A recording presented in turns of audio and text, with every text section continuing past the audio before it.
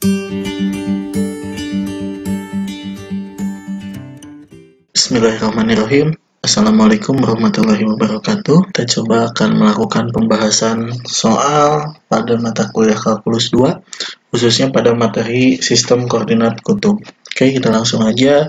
Di sini misalkan kita punya permasalahan, tentukan koordinat kutub dari titik pada koordinat kartesius berikut ini. Katakan saya punya sebuah titik koordinat kartesius, misalkan kita ambil contoh titik A itu sama dengan titik 2,2. Maka dalam koordinat kutub kita tahu bahwa koordinat kutub itu kan bentuknya r, theta gitu kan. Ada radius, ada sudut tetanya. Di sini kita pertama kali cari r-nya berapa gitu kan.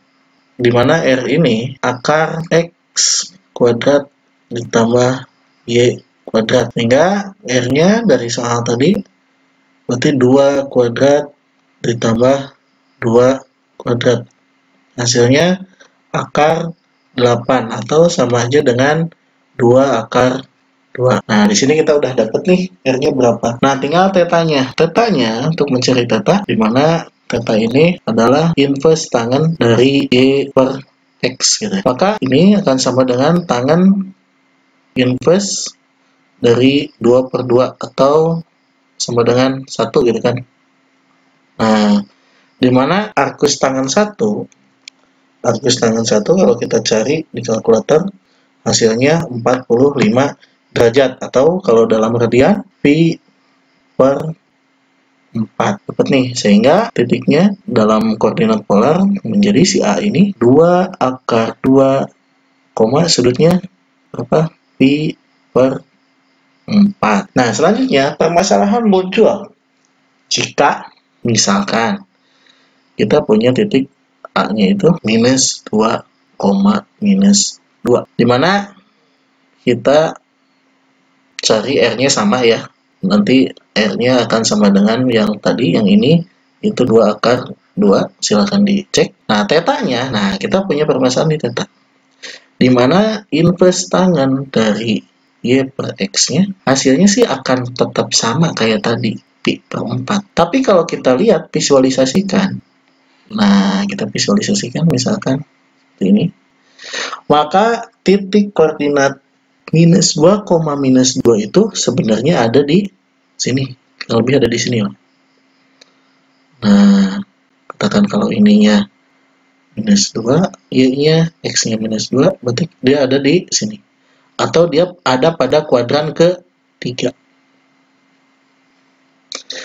Nah, ini pi per 4 logis nggak dikatakan bahwa tetanya pi per 4. Sedangkan kalau kita lihat, katakan ini awalnya pemicunya R-nya itu kan positif ya. Positif berarti dia dari sumbu X positif.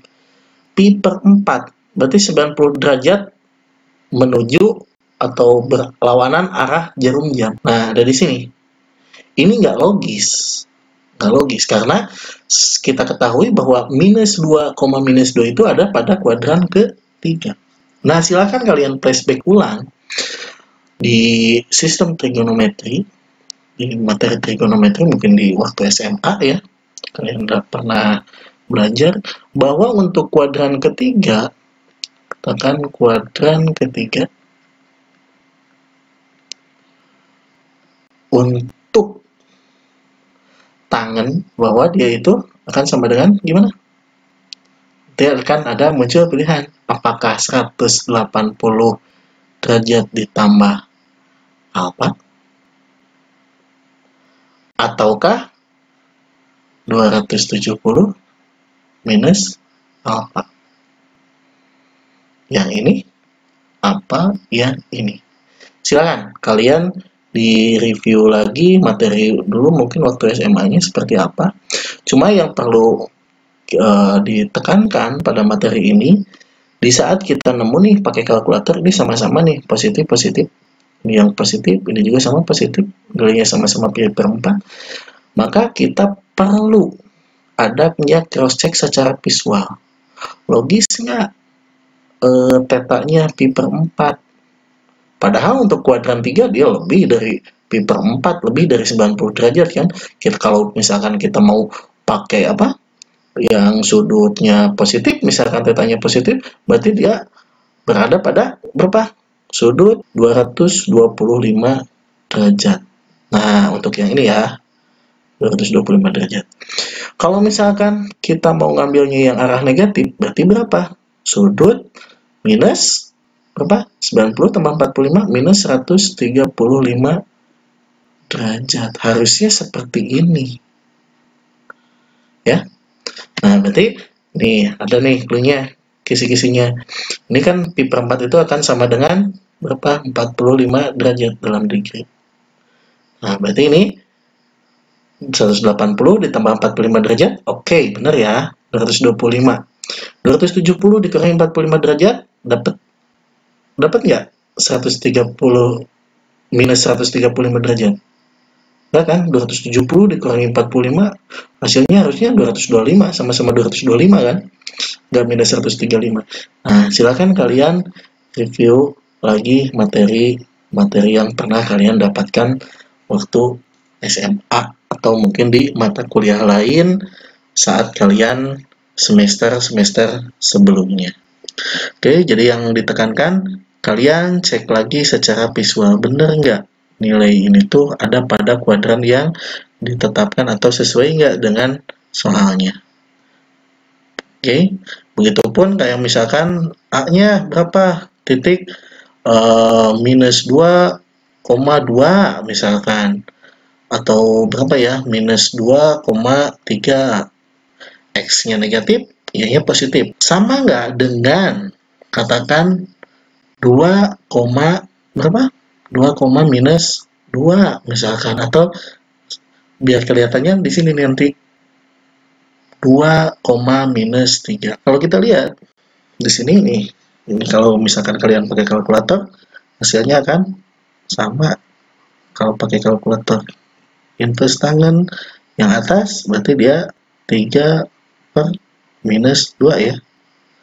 Yang bawah tangan inverse minus 3 per 2.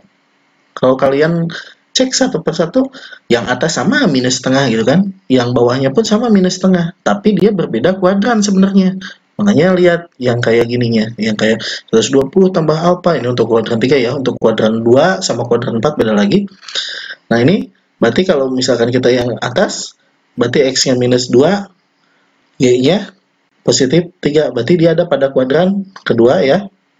Yang bawah, X-nya positif 2, Y-nya negatif 3, berarti dia ada pada kuadran 4. Silakan dicek, jadi hasilnya berapa. Kalian coba-coba aja di latihan soal yang lainnya. Oke, begitu saja pembahasan dari materi ini.